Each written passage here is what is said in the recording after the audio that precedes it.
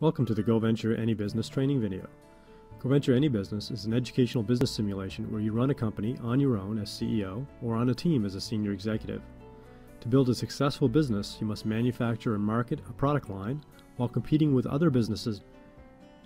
In the next number of minutes, we're going to review all of the screens to allow you to become familiar with playing Go Venture Any Business. Once you've created an account on the Go Venture Any Business system, you must then join a business simulation competition. You need a simulation number in order to join a competition. I've created an automotive simulation for demonstration purposes. Let's join that simulation. You can see the simulation number and the name of the simulation. You can also see that I have to choose a company name and logo and who my competitors are. So the example I'm showing you is that of an automotive simulation. Let's start by looking at the main interface. Along the top is the progress window. On the right-hand side is some important information. First, I can see in my simulation that I'm currently in month 5 of 12. So the simulation advances in periods. In my case, it runs by month, and I'm currently in month 5 of 12. Usually, of course, you're going to start in first period. And in the bottom right of that window, it says Decision Deadline Manual, which means I can manually advance the simulation itself. You might have a Go button in the lower right corner of your screen, which allows you to advance the simulation manually. In the lower right is our simulation menu. Here we can access our help, which is our user guide. We can quit the simulation, and we can save our decisions. In the orange area is our business menu. And these are the various areas of our business. And by clicking each section, we can manage a different area of our business. We'll quickly go through each of these. So right now we're on the company screen. And you'll notice right above the company button, we'll see some help. And it's just a sentence or two that gives us some directions about what we should do on this particular screen. And we can see in the main area of the simulation interface, there's two boxes. There's a company name and logo box. Here's where we have to enter our company name, and we can choose a logo. On the right are our management team and objectives. So again, it's our information as the managers of this particular business. And there's a backstory here that's useful in helping setting up what my objectives are as a manager of this particular business. Let's move on to the management screen. And the way the simulation works is that you're assigned a certain budget every period, and you have to determine how you're going to allocate that budget. So in my case, I can see that I have a budget of a certain amount of money, that some of it has already been allocated in terms of operation costs and so on. But as I go through each of these areas of my business and I allocate money, I will see it identified on this screen. I can't go over my budget, and the system won't allow me to do that. Also on the screen, we can see that there's a few other options. There's a strategy journal, and the strategy journal is a great way to write down our thoughts and our thinking in terms of why we're making certain decisions. There's a what-if calculator, and that allows you to do some what-if scenarios, entering some numbers, see what kind of profitability you might be able to reach. There's an ethics slider, and the ethics slider allows you to choose how ethically you want to run your business. So if you want to run a business that is strong ethically, it will cost you more to operate that business, but there may be some longer term benefits. If you're ever unsure of some of these options, see these little orange help buttons. So let's look at the product manufacturing screen. Now here we have a couple of important decisions to make. The first is pricing. What price are our consumers going to pay for our products? And that's called the retail selling price. And we can enter whatever price we like in this box. Now, in some simulation competitions, like as is the case with mine, you'll see that there's some type of discount associated with it, a reseller discount. In my case, it's a dealer discount. And so that means that the distributor or the reseller is getting 30% of that retail selling price because I'm selling the product to them at a discount. So my revenue per unit is not the actual retail selling price, it's the retail selling price minus the dealer discount. There's no preset price in the simulation that customers expect to pay. So let's say you live in a country where the average car is $25,000. That doesn't necessarily mean that in this simulation, the average price of a car should be $25,000. The simulation is completely driven by supply and demand, which is based on what your competitors are doing. So if your competitors are offering cars much more expensive than that, or much less expensive than that, better quality, poorer quality, whatever combination that may be, the price will fluctuate accordingly. So on the manufacturing and distribution box, I have to decide how many units of product I have to manufacture. So now I'm at the beginning of my month, my period is a month, so I'm at the beginning of that month, and I have to determine or forecast how many sales I think I'm going to make of cars, and then try to manufacture exactly that many cars. I want exactly that many because if I manufacture too many, I might have an inventory carrying cost for carrying that car as it might depreciate, or just the cost of carrying it over an extra month trying to sell it the next month. And also, of course, if you over manufacture, it ties up a lot of your cash flow, so you don't want to do that. Similarly, you don't want to under manufacture. In other words, you don't want to manufacture insufficient number of units because then you're going to lose sales. So forecasting is very challenging, but it's an important part of business. When you're forecasting manufacturing, notice also that there's some additional potential costs. There's a cost of manufacturing the item, the cost of transporting that item. In my case, because it's cars, I also have some recurring costs in terms of trying to maintain a safety rating for my cars, and so on.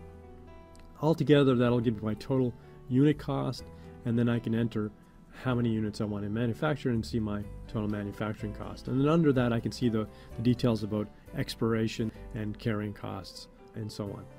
The next screen is my product research and development, or R&D. Now, again, every simulation is going to be different here, but in my case, I can differentiate my product by investing in R&D. By differentiating my product, I can attract specific consumers that may be looking for that type of product. In most cases, I'm not going to be able to invest in all four of these things to be the best at them compared to my competitors. Generally, what's going to happen is some competitors are going to be better at some things versus others. And you need to decide what your strategy is in terms of differentiating your product. Are you going to focus on mileage? Are you going to focus on safety rating? Are you going to try to balance it out between the two? What type of customers are you going to chase after? And so you will have these decisions to make. And again, use the question mark help buttons to find out more about each feature to make you more informed in making your decisions. Let's move on to the sales and marketing screen. Here in sales and marketing, there's three types of marketing that we can do. We can do product line and brand advertising. There is sales promotion. We also have price discount advertising, where maybe we can discount our prices for a certain period of time and attract buyers that might otherwise not consider us. Brand equity is comprised of brand awareness, which means how many people are aware of your brand. And then there's also brand loyalty. Now, in the simulation, we have a map of 3 different territories. And again, your simulation may only have one of these 3 territories enabled, or it might have all 3. And initially, we're in the top territory, and what I have to decide now is how much I'm going to invest in each of these territories. So what I would do here is I would enter numbers of how much I want to invest in each of the 3 areas that I have here. Now, the other option I have here is advertising. Again, so in advertising, I can identify specifically where my money is going to go in 10 different types of media channels. So whether it's television or newspaper or direct mail. And I can identify the percentage of my money that's going to go to each of these areas. And what's very important here is that I understand the consumer demographics in terms of what is the best way to reach the consumers in this particular territory. And of the 3 territories, all the consumers may be very different. They may want different types of products, they may have different price sensitivity, and they may have different ways of reaching them through advertising methods. So it's important for me to try to figure out what those best and most effective ways are. I can read a little bit about it here, but I can also maybe go buy some market research reports and discover some additional information. And I can see some feedback here once a simulation starts to run in terms of my average advertising effectiveness. So that's sales, marketing, and advertising in the various territories. Let's move on to human resources.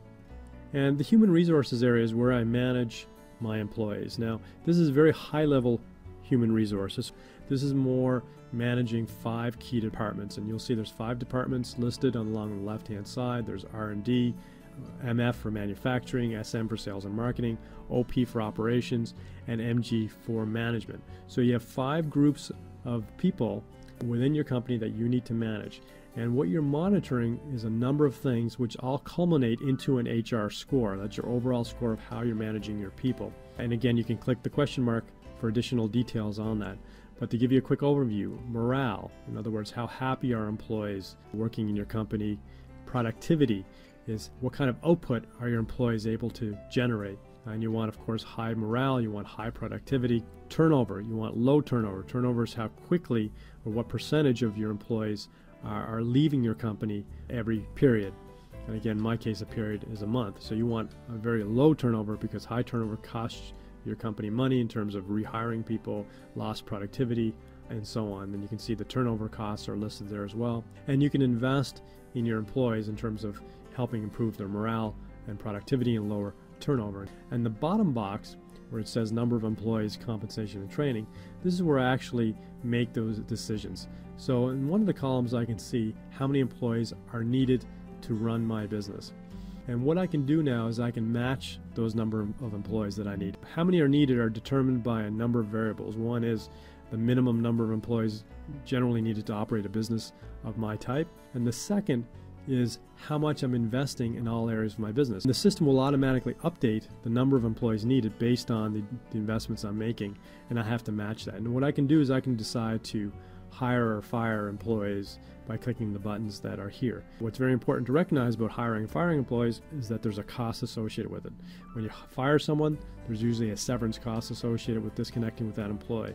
When you hire someone, there's usually a hiring cost and an introductory level job training cost to get that person up to speed. When the simulations start, there'll be an average salary that's set, but all of the players that I'm competing with, the other businesses, they can set whatever salaries they want. And by the way, the salary you're looking at here is by period. So in my case, this is the monthly salary of the average employees. What I can actually do is buy market research later on, once the simulation begins, to compare myself and my salaries to that of the other players I'm competing with. And that's very important because if I'm offering a lower compensation package in terms of salary and benefits than my competitors, then my turnover might be higher than theirs are because my employees are moving to my competitors. Finally, we have a benefits screen. And what you see here are different benefits that you can choose to offer your employees. The percentage numbers you see, that's the cost on a salary basis. So if something costs 5%, that means it costs 5% of salary. So you take your base salary that you're offering them and you add 5%, which then gives you this particular benefit that you want to offer. And again, you can buy some market research, some survey information to determine what that might be. And you can just check the benefits on or off of the ones that you want to provide. Customers and Competitors provides access to a variety of market research reports. These reports, you may or may not have to purchase them. They're very valuable. They can be very useful in making good decisions. Once you buy it, it'll appear in the available reports window, and it will always be there, and you can click on it to access it. What's important to recognize, though, is if you buy a report in the current period, you will still be able to access that report in the future, but the data won't be updated. It'll be for the period from which you originally purchased it. So if you want to get new data, you're going to have to repurchase that same report. You'll also see a sales results button here. Every time the simulation advances, you'll go into a sales report animation that shows how you're doing compared to other competitors in that particular period. The final button is our finance area, and here we can see all sorts of financial reports about our business, from balance sheet to profit and loss statements, profits charts, cash charts, and so on. All of the reports on this particular screen, the finance area, are all free. They're available to you. Most of them tend to be specific to your business. Every time you click a link, you're getting the latest data. It's automatically updated here. Two other things that you can do here is loans and stock, which means you can request a loan, which is a debt-based financing, or you can issue stock, which is equity-based financing, so you can raise additional money. At the beginning of every period, you're given a certain budget that you can spend. If you want more money beyond that budget, you can consider taking out a loan or issuing new stock. If you take out a loan, you'll have to repay it based on certain terms. When you follow the instructions in the system, it'll explain all this for you. When you issue stock, you're actually selling a portion of your business, and you're automatically getting a share price as well, and your share price will fluctuate up and down based on your earnings. Once you've made all of your decisions, the next thing you need to do is go to the Save area. Click the Save button, and it'll save your decisions, and now you're good to go. Now log out, quit the simulation, come back to it a few hours later or the next day, change your decisions if you want, and save them again. As long as the decision deadline hasn't been reached, you can save as often as you like. Now the last item on the interface is the smartphone. The smartphone has 4 functions, and you can see the 4 buttons at the bottom. The first is Performance Report, the second is your budget, the third is News, and the fourth is Messaging. The performance area, and you can see a summary of how I'm doing compared to the other top 3 businesses that I'm competing with. I can also see my actual score, and my score is based on net profit.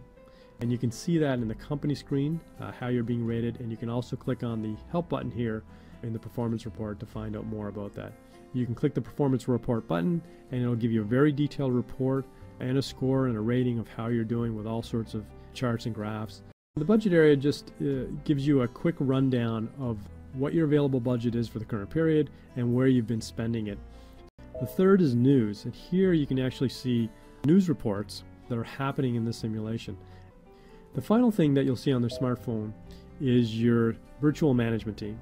And you actually have 4 senior managers that are helping you run your business. You have a VP of Finance, a VP of Operations, a VP of Products, and a VP of Marketing. And as you click each area of the business at the bottom, what you'll see is on the smartphone is that the person will change. And what you can do is you can actually call them for advice. And if I click to call for advice, I can ask for general business advice, or I can ask for specific business advice to analyze how I'm doing in the simulation versus my competitors. And that concludes our demonstration of the player interface.